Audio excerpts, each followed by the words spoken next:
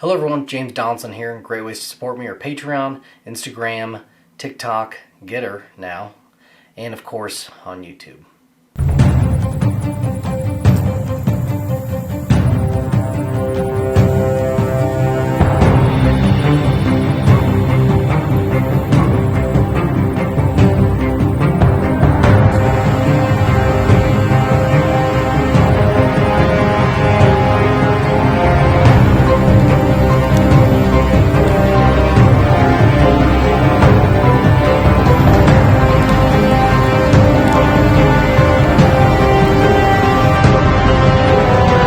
Send it.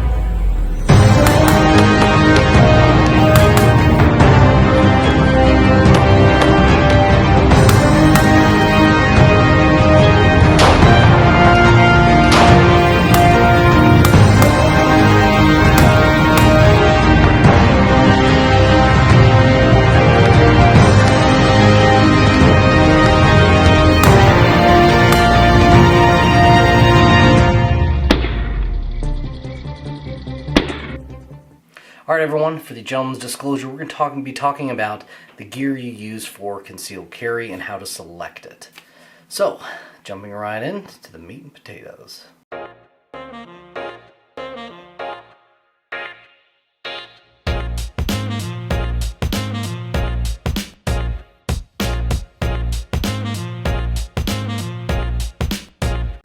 So for starters, gun. Be realistic about what your gun choices are. Most people are probably going to select something a little smaller like this H&K P30 as it's easier to conceal. This is great compared to Glock 26 because it has a rail for a light, which we'll talk about. And yeah, versus a full-size gun. Everyone loves full-size guns for the range, but, and I don't remember who said it, everybody wants to be a gangster until it's time to do gangster shit. By that I mean, everyone wants to have a full-size weapon until it's time to conceal. That said, there are some people who have been in situations that do recommend, and I recommend this too, that you kind of push up if you can. Try to find some kind of medium. This is great. I know guns are getting smaller and having bigger capacities somehow. It's crazy. I don't know if people are doing magic or what they're doing, but I've come to believe that kind of having a bigger gun in your hand helps you control it. More weight's going to help control recoil, and a lot of good things are going to happen. So for instance, I'm not going to talk about it much because I have videos on it, but this is kind of my little creation. It's basically Glock 17 with a chopped grip. I get a lot of the benefits of the Glock 17 and still have a package that's pretty easy to conceal.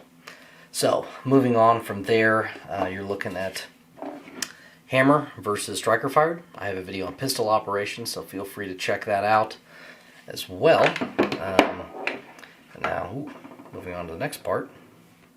Reliability. So I recommend going with a reputable brand such as Glock, HK, Sig Sauer, Smith & Wesson, and there's some others I just don't have time to name or not thinking of. And then there's names I don't really want to mention, say out loud, but I'm sure you can figure them out with a little bit of research. There's a difference between a range gun and a gun for a defensive situation. In fact, some of those brands I don't recommend buying, I've considered buying just to mess around with on a range. However, I would never use them in a defensive scenario. On a range, if a gun makes a mistake, you do what you need to do to get it back and working. No problem. Even in a competition, you may lose the competition, but you're not losing your life.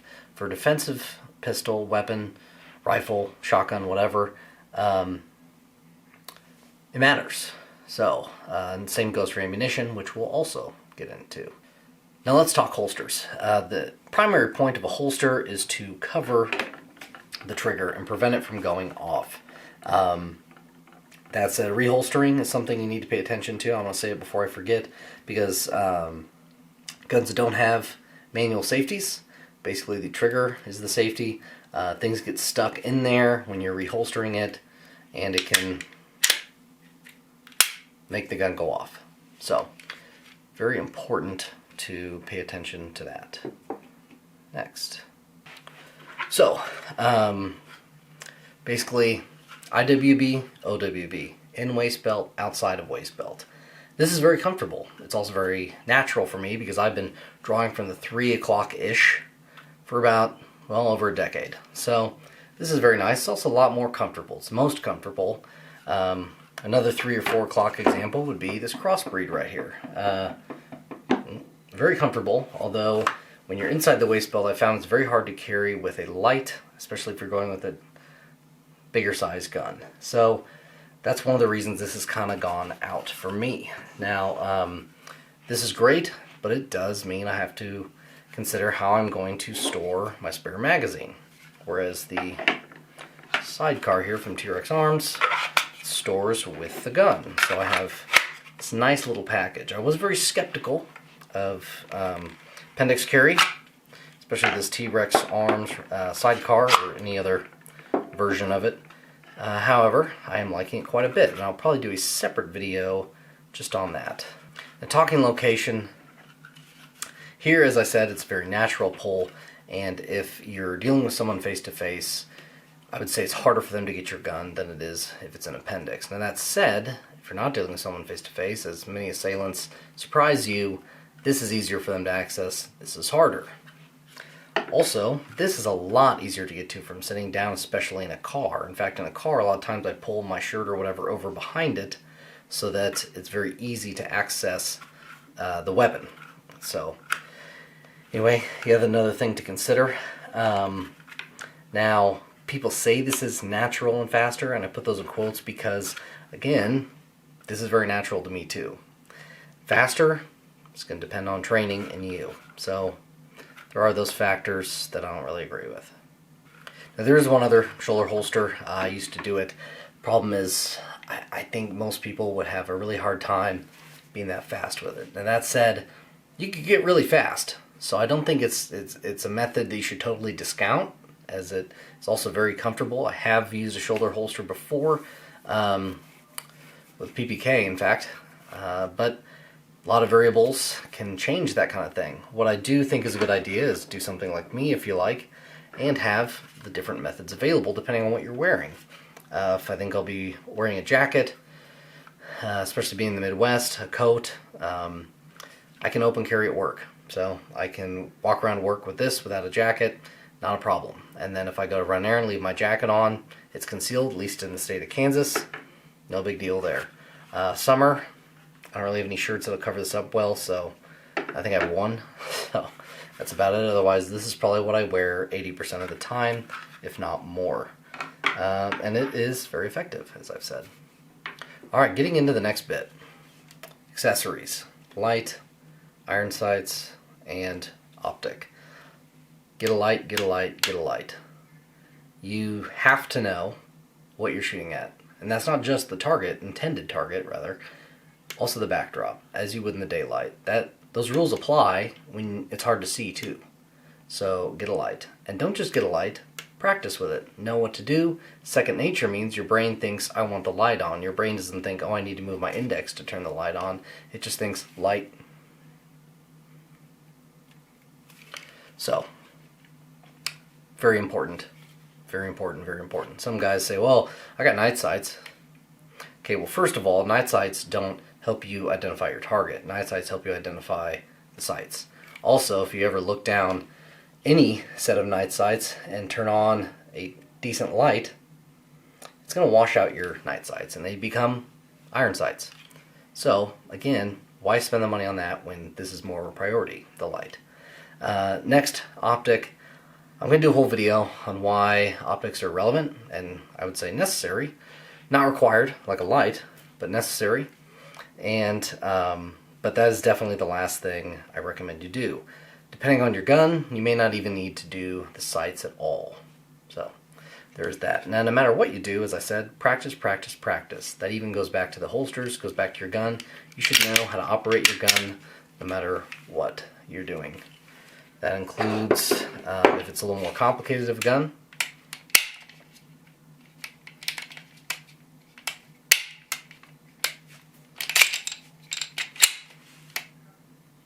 there you go. So, obviously I'm very familiar with these guns because I practiced with them. Moving on. Magazines. Magazines are, well, I don't want to say the most important thing, but they're extremely important, as a magazine is like your gas tank. If isn't doing its job, like your gas tank's not doing your job, you've got nowhere to go. And you're definitely going to have nowhere to go if you can't win the firefight. So, having a reliable magazine is very important. Do keep in mind that, contrary to very popular belief, if you have a set of magazines that you only conceal with, and you almost never use them for firing, and then you have a bunch of range mags, your concealed carry mags are in better shape than your range mags. And the reason is, the springs aren't being worn out from constant compression. The springs are worn out from use all the time, especially accelerated use. So metal wears out by fluctuation. So if you don't believe me, go up to your kitchen, take a spoon, bend it like this back and forth, and eventually the head will just come off. Yeah, it's solid metal. Head will come right off. And that's because you've worn it out. Now, if you just use the spoon as a spoon, as it's intended to be used, the head will probably never fall off. So, interesting fact, enjoy it. Now, a couple of things to consider. Do you holster the magazine with your gun? Do you holster it somewhere else? And also important, practice pulling that magazine out. And we'll talk about why shortly. Another part is, when I say have an effective primary magazine, it doesn't just mean that it works and feeds ammo. It also means that it does its job, which is being concealed. I have this Magpul 12 rounder because the Glock 10 round with the 2-round extension from the factory prints. It just crosses that line for me. It's very interesting. Whereas this one is just behind the line, so I can still get 12 rounds. I just use a different magazine. At one point before this, I used just the flat 10 round as my primary magazine because it allowed me to conceal it. So, effectiveness. Now, the other thing is larger backup mag. It doesn't matter if I'm carrying a full-size gun, which actually is the other one with an extension. Anyway, it doesn't matter if I'm carrying a full-size gun or if I'm carrying my concealed carry. My backup mag is a 17 rounder. I can conceal it. It is a lot of ammo, and so it works very well as a backup magazine. Now, let's talk admin reload. Why would you do it? Well, basically, it's as simple as this. If you end up in a scenario where you have to use your gun, and you fire some rounds, and you have an opportunity to reload, you should reload then. You shouldn't wait until you're out of rounds. Part of that is because what would you rather have in your magazine ready if you need to shoot more? Would you rather have less, somewhere south of 12 rounds? Or would you rather definitely have 17? I'll let you answer that question on your own. You also don't know how many rounds you've used. That's why I said somewhere less than 12. Now, another part about having an extended, or going for the gold with your backup magazine is, it might stick out, but there's this concept with MOUT training, which is military operations urban terrain, like room clearing basically, and that's, they hear you. They know you're in the building, so don't try to be quiet and not talk and go down this hallway. They know you're coming. So just talk and communicate and make yourself an effective fighting force. Same thing goes here. If you're moving to your second magazine, everything's out in the open at that point. Your gun is drawn. It doesn't matter. So just make yourself an effective fighting force. And of course, always practice reloading. Now let's talk ammo, right? So 9mm is the most prolific, and I was looking down to find this here. It's many law enforcements are switching back to it. That's because technology has allowed it to get to the point where it can expand and become more effective than it used to be. I have in my hands a ball round versus this isn't just a hollow point. It's a hollow point with polymer insert. Something else to consider as far as 9mm is what I should have explained better was, so when this bullet expands upon hitting the target, it's going to expand out. Well, by making itself wider, it's slowing itself down in the intended target, hopefully. And what that is doing is it's dumping all its energy. You basically want ammunition that's going to dump its energy where it hits. Versus 9mm ball, it's basically going to go straight through. And that was an issue why some people went away from 9 first and thought 45 was more effective. 45 has a bigger diameter, so it's moving slow already, so it's more than likely, just for those physics, even with ball ammo, going to dump its energy into its target versus protrude through. So now that 9mm is slowing itself down in its target, increasing its diameter, all that technology's helped it out quite a bit. Other things to consider with ammo, get something that is relatively easy to source. I know the COVID pandemic kind of changed some of these rules, but also you want something that is reasonably priced so you can train with it. So now I do both. Some people say you should only train with your defense ammo. That's just financially unfeasible for me. That said, I do train with it some versus not at all. And I do train with cheaper ammo more. I'm still effective with the defense ammo, and that's all that really matters. So it's less than ideal, but I am hitting a standard or surpassing it. So there we have that. Now, 10mm is a very good caliber as well. I would say if I could only own one gun, I'd make it a 10mm because you can use it defensively against animals.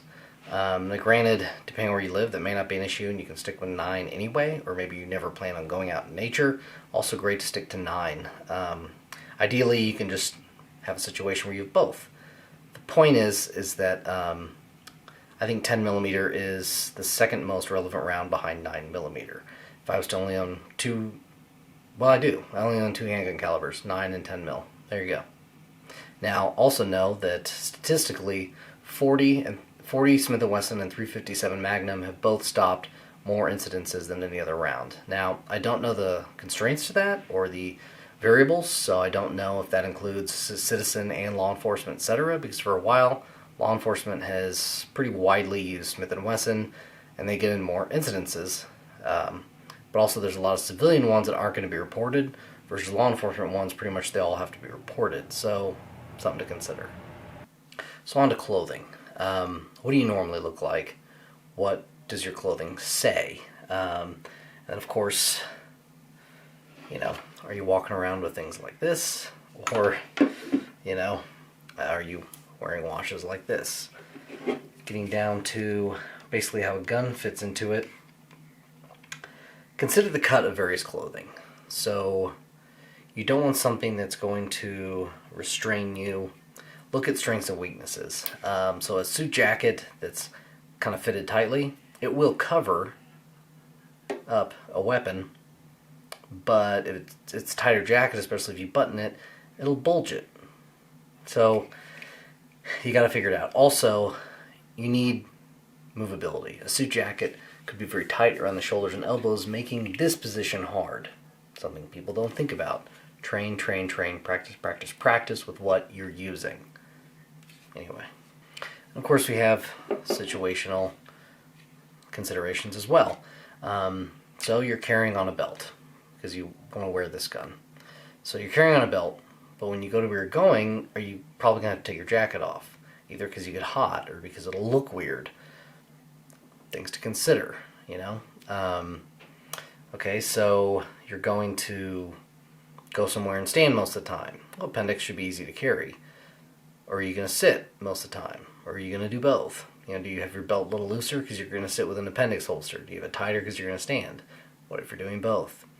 Things to consider. Are you going to have to hold a kid? I used to think women had it easy because they could just put their gun in their purse. Well, I'd never had a purse, so I didn't realize that sometimes women set them down. So then they're separate if they're putting their gun in their purse.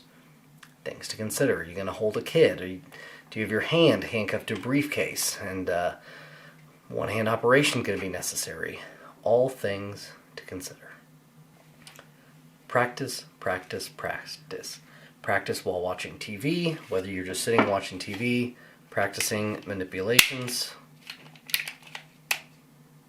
or if you're sitting watching TV and you're aiming at the faces and trying to pull a trigger when the bad guy comes on screen.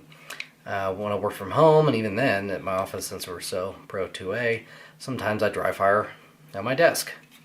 practice, practice, practice when and where you can. If you need to just set time aside and go somewhere to do it at night, even just 5 or 10 minutes, that is worth your time. You'll become more proficient. You'll become more effective. Moving on. So let's talk about why carry an extra mag. 3 reasons, all very good. So, as we talked about earlier, you're going to have your administrative reloads. So, 12 rounder you've been concealing with, boom, fire, fire, fire. Good time to reload, so you do it. Now you're ready to go. That's the first reason, administrative reload. Second is people like to argue, well, hey, you think you're really going to go through 12 rounds and need another 17? No, I agree, that's very unlikely. But statistics typically aren't 100%, meaning such and such percentage of shootings end up this way. And sometimes statistics never include a specific instance until an instance happens. So you could be the one and only for 10 years, but it still happened to you. So where we're going with this is, just because a statistic exists doesn't mean that you should strictly adhere to it. The final reason you should carry an extra magazine is something we touched on before. Let's say, for whatever reason, this magazine fails, and I go to draw my gun, and I go to fire. Now let's say, for the sake of argument, that somehow I didn't end up losing my life in that scenario right there. If I have the means, I can put a different magazine in and probably be able to get those rounds off. I heard a lot of people saying, well, you probably don't need an extra magazine, blah, blah, blah. And that was fair and seemed reasonable at the time, especially with magazine capacity these days. But when someone explained to me, and I'll be honest, I read it off the 6 Hour site, they said reasons to carry an extra magazine. That's the one that made the most sense, right? So you're not going to do certain things because you don't want to take a risk. Well, it's very easy to conceal a second magazine. I mean, there are many times where I've just got it in my pocket. Even this 17 rounder, and I wear, non-baggy khaki pants a lot of the time, or non-baggy jeans. So there's not really an excuse, especially when it comes to comfort. This is the hard thing to conceal. You're doing that. This is not that bad. I digress.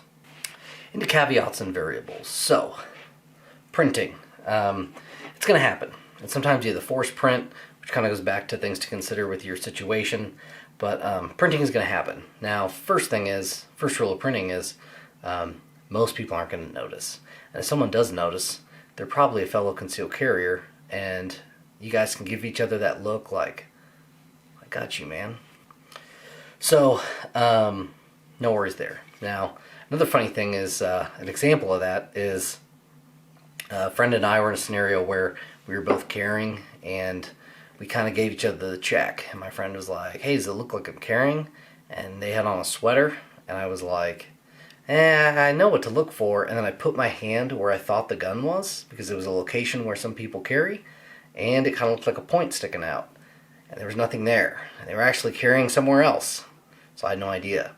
And I said, what about me? And they looked at me, and they said, I can't tell. And then I pulled up my shirt to reveal my gun on my sidecar, and they had no idea the gun was there. So that's another funny thing, is sometimes it looks like there's a gun there, and there's not. Or sometimes your friend knows you carry, but they don't know where. So a very interesting thing. Another funny story is a friend of mine carries in uniform, and one time, because they used to carry at the 4 o'clock, a friend of theirs slapped their ass and felt their holster. And then they both looked at each other, and the friend was like, good for you. And my friend was like, thanks, man, I got you. Anyway, it's just funny. Concealed carry stories / army stories. Next. So legality. Are you going to cross state lines? What are the rules over there? Living in Kansas City, I go to Missouri. That happens. So, I got to know Missouri's laws too. I'm going to be going to a wedding eventually in a few months, and so I need to know the laws of all the states I'm passing through, plus the state I'm going to be in. So, things to consider. Also, when you're going through other places or your own laws, big things like magazine capacity are a huge thing. This little tiny magazine holds 12 rounds. It's not even allowed in some states. That to me is insane. Anyway, I have a whole video on extended magazines. Check that out. Very informative, good ideas. Finally, where can you legally carry? And what I mean by that is, in some states, if it says no carrying in this building, it's a legal matter. In states like Kansas, it's not in most buildings. Now, federal is a little different, but let's say certain stores that could be related to guns, actually. Not Walmart, a different one. That's a good example of being labeled that you can't take guns in, but you can take a gun in, because all they can do is ask you to leave if they notice, which is concealed carry. So conceal and don't let them notice. Other couple things to consider in terms of caveats and variables is consider disabilities. If you have them, make sure, this goes back to practice with your body, your gear, everything. Make sure you know your limitations, your strengths, weaknesses, all that. Do practice offhand shooting. Now, it doesn't really make sense to me to practice two-handed offhand shooting, because if you can put two hands on the gun, why not do it comfortably?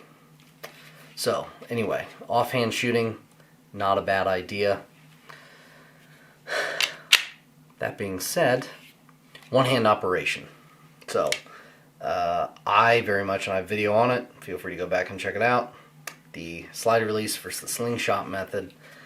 You should know how to reload your weapon, definitely draw your weapon, fire your weapon, but also if you have to reload it, manipulate it, all that with one hand. It's just, you don't know. You don't know what's going to happen. So consider this. If you do it one time, you're going to be way better than if you did it no times. If you do it 2 times, you're going to be better than if you did it just 1 time. And you can see where this is going. So even if you don't practice as often as you should, I will admit I don't shoot left-handed nearly enough as I should. But I have done it. So there's degrees of familiarity that I have that I wouldn't otherwise have. Now let's get to the close. We are very lucky to be living in the time we currently live in, at least as far as concealed carry goes. Laws are being lifted or made in support of concealed carry. Training is becoming more and more available, as well as more and more popular. Lastly, the resources and gear we have available to us are greater than ever. This has been James Donaldson with the Contemporary Gentleman, and until next time, keep your composure.